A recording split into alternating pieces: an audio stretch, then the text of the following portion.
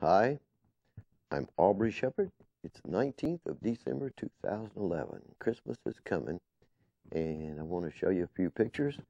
Nothing real exciting, no big bugs or anything. Uh-oh, that'll be the results of that TCU versus LSU, Louisiana State, Louisiana Tech game will be available in your friendly newspaper and on ESPN by the time you watch this.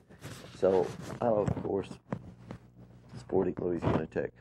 Been talking about these climbing milkweed plants all summer and part of last year, and you see how many seed pods are hanging off that fence, and I want to talk about them a little more today. That's a detention pond next to where a ditch that's really vegetated nice as a creek stands, and that detention pond is too small to hold the water off that parking lot, so I don't know what the use of it is. There's the stream it runs by. It's a ditch, but those apartments have been on either side of it for years, so they have some big trees growing in that riparian zone. You can see the way the water's routed to the stream off the parking lot there. See, it should be spread along the banks. Also talked a lot this fall and last year about the frost flowers. This is on the Verbena virginica plant, and the frost flowers are truly a beautiful reason to have those flowers in your yard. Okay, that's a little piece of prairie up in Springdale that I tossed in there, and you notice it looked like it was going to be sold and developed a year or so ago or two, and right now it's still got some nice native plants growing on it. Well, that apartment complex has an aluminum can bin.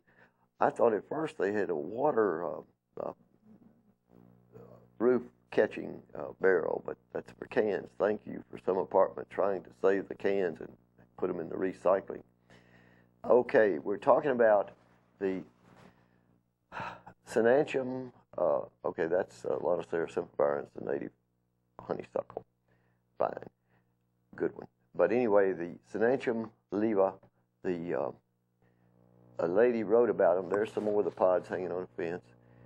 And a lady wrote about them from World War II on the internet. She said when she was a kid that in the 3rd and 4th grade in some northern city, that she and the other 3rd and 4th graders got time out of school to go out and pick milkweed pods.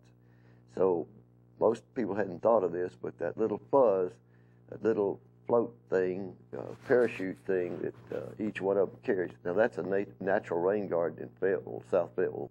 It's 50 feet from a stream bank, and see, all those signs are for separate lots. They've just taken down a house about where that truck sits, and you can see the trees there. I'm afraid none of those things will be protected. Anyway, that's from Donna and Kelly. Still on the Hill. They got a national magazine story. Okay, I'm still touting the poinsettia bowl, even though it'll be over by the time you see this short tape.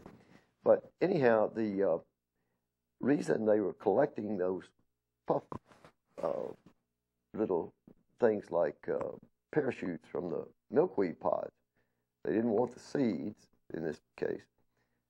They were stuffing that fuzz into clothing for soldiers in Europe fighting in World War II, and it made a great insulation. Now they use all kinds of fake fiber, or some people I've had my past a little bit of goose down, but it's got to be a tough time to have to go out and pick pods and get kids to pick them. And they would get, if the ones who got the most, collected the most pods and provided the most of the fuzz, they would get to ride in an army jeep. And this was some small town. I think it might have been Indiana.